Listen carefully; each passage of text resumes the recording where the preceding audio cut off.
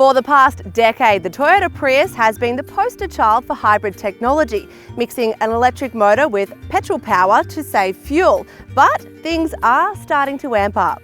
This is the BMW i8 hybrid sports car, and behind us are three other models that all use electricity: the Holden Volt, the Nissan Leaf, and the Mitsubishi Outlander. They're all on the market today. Welcome to the future. We've got a lot of segments covered here, and as kids we were told never to play with electricity, but that's exactly what we're going to do here today. What's the plan? All the batteries in these cars are fully charged, so why don't we start lapping, see how far they can get on electricity. 5 cars to get through, let's get lapping. Let's start with the Prius, because that is where it all began. The Prius is the only car here that can't be plugged into a power point. The batteries get their regeneration purely from the energy created when you brake. So the upside is it only needs a really small battery pack that fills up really quickly when you brake.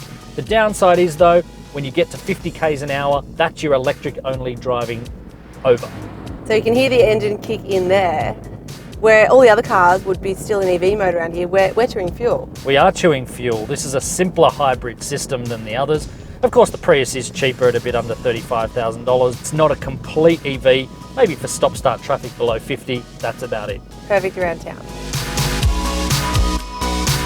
So the Outlander has a petrol engine up front like the Prius, powering the front wheels, but unlike a Prius, it has an electric motor at the back powering the rear wheels, making this Mitsubishi four-wheel drive. So we could probably just head off-road anywhere along here and take a shortcut.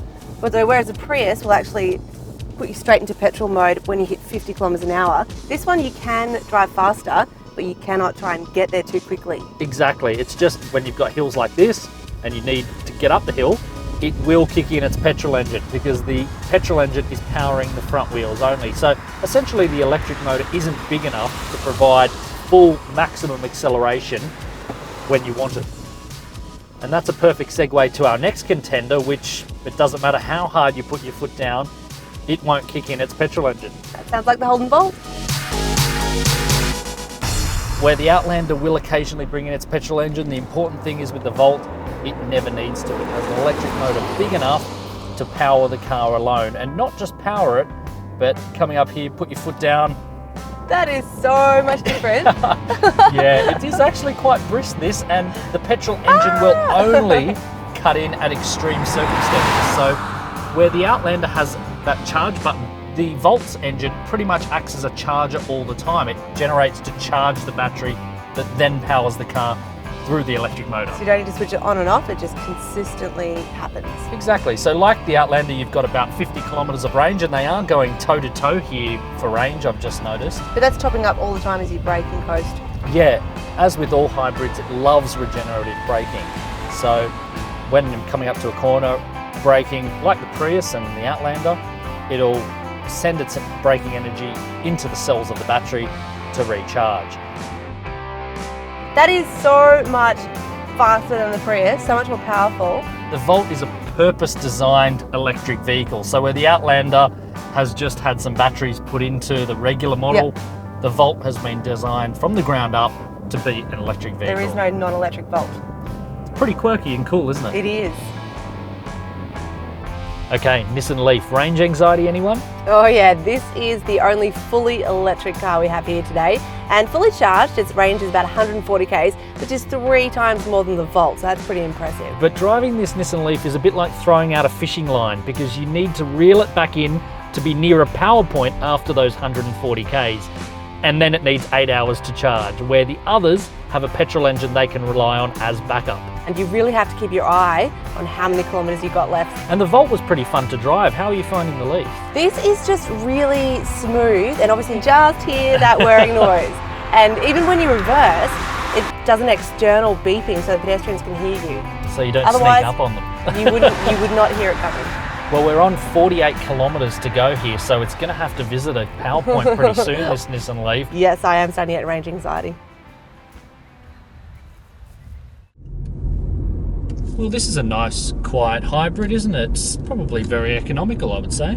Yeah, I'd have to agree, and it's very luxurious inside. I have just noticed, Tegan, that of all the cars here that are plug-in hybrids, this is the first to lose its charge. I've got just barely 1 kilometre of electric range remaining. Not very economical at all, perhaps. It's sad, really, isn't it? Yeah, but funnily enough, I'm not too disappointed because I've got this button down here and it kind of does this. There we go. That's the store button. That's what you're talking about. This is why you want this car. And behind us here is a 3-cylinder turbocharged engine teaming with the front electric motor. So, like the Outlander, it's 4-wheel drive, but This is nothing like the Outlander. it's not like the Outlander, is it? This is a proper hybrid sports car. It's a hell of a lot more money, but it beats the pants off the Prius. I'm not sure we'll win the economy battle with this. No, you're not supposed to. You're just going to look at it and go, that's never going to win. We might win the fun battle though. I don't think there's a hybrid here that's as much fun No way. as this. I don't think a hybrid exists that's as much fun as this. Well, that was fun, wasn't it? 5 very different takes on using electricity there, and the results were really interesting. They are all very different options, but the best bit is in all of them, you won't need to visit the petrol station as often. Yeah, no yucky hands. Though the Leaf is looking pretty low on its battery charge, it might need to visit a power point. So why don't we go for another drive in this? I'll drive.